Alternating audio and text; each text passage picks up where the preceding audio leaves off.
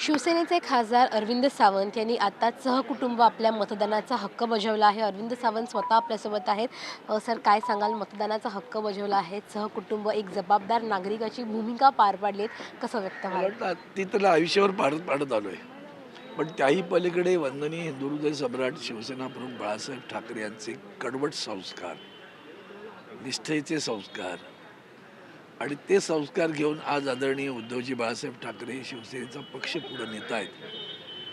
आज महाराष्ट्रावर आलेला अंधकार पाहता, त्याचा विचार करता प्रत्येकानं महाराष्ट्राच्या अस्मितेसाठी, महाराष्ट्राच्या स्वाभिमानासाठी, महाराष्ट्राच्या स्वावलंबनासाठी, सुरक्षेसाठी, न्यायासाठी मतदान केलं पाहिजे. ते मतदान मी आज केलं आहे. ते मतदान हा अंधकार पसरल्यानंतर कुठं करायचं ते तुम्हाला सर्वाला ठाऊक आहे. ते मतदान मी आज करून आलो. तसंच आपणही करा. मला निश्चित आनंद वाटतो. शिवडी लालबाग हा बालेकिल्ला राहिला आहे शिवसेनेचा। तिसऱ्यांदा संधी दिली गेली अजय चौधरींना। हा बालेकिल्ला टिकून राहील? 100% ते कवच कुंडल होतं शिवसेनेचं. शिवसेना प्रमुखांचं, माननीय आदरणीय वंदनीय शिवसेना प्रमुखांचा शब्द आहेत ते. शिवडी लालबाग परळ ही माझ्या शिवसेनेचं कवच कुंडल आहे.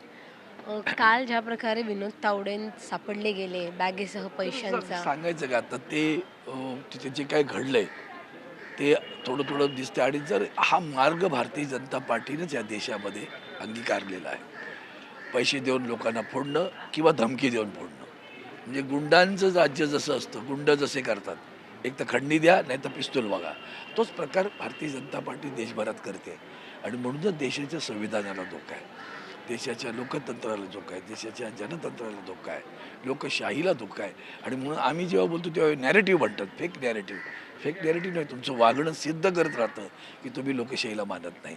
आणि म्हणूनच आजच्या लोकशाहीच्या या पुण्य कामामध्ये सगळ्यांनी सांभाळलं आलं पाहिजे, मतदान केलं पाहिजे, महाराष्ट्राच्या अस्मितेसाठी केलं पाहिजे. शेवटचा प्रश्न, 3 तास होत आले आहेत आता मतदानासाठी, काय आवाहन कराल NDTVच्या माध्यमातून मुंबईकरांना, माझं महाराष्ट्रकरांना? मी आत्ता जे आव्हान केलं ते महाराष्ट्राची अस्मिता, महाराष्ट्राचा स्वाभिमान, लाचार सरकार आपल्यासमोर आहे सगळं.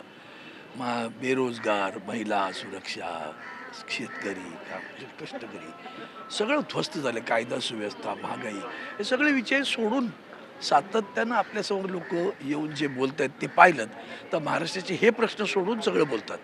आणि म्हणून ह्या ध्रुवीकरणापासून स्वतःला सुरक्षित ठेवा. महाराष्ट्राच्या स्वाभिमानासाठी, अस्मितेसाठी, मराठी माणसासाठी, मराठी भाषिकांचं हे राज्य आहे, त्या मराठी भाषिकांच्या राज्याची अस्मिता राखण्यासाठी आपण मतदान करा. अगदीच आपण पाहतो अरविंद सावंत आपल्यासोबत होते आणि त्यांनी आपल्या माध्यमातून महाराष्ट्रकरांना आणि मुंबईकरांना आवाहन केलं आहे मतदान करण्यासाठी. व्हिडिओ जर्नलिस्ट कृष्णासह सुविजा जाधव, NDTV मराठी, मुंबई.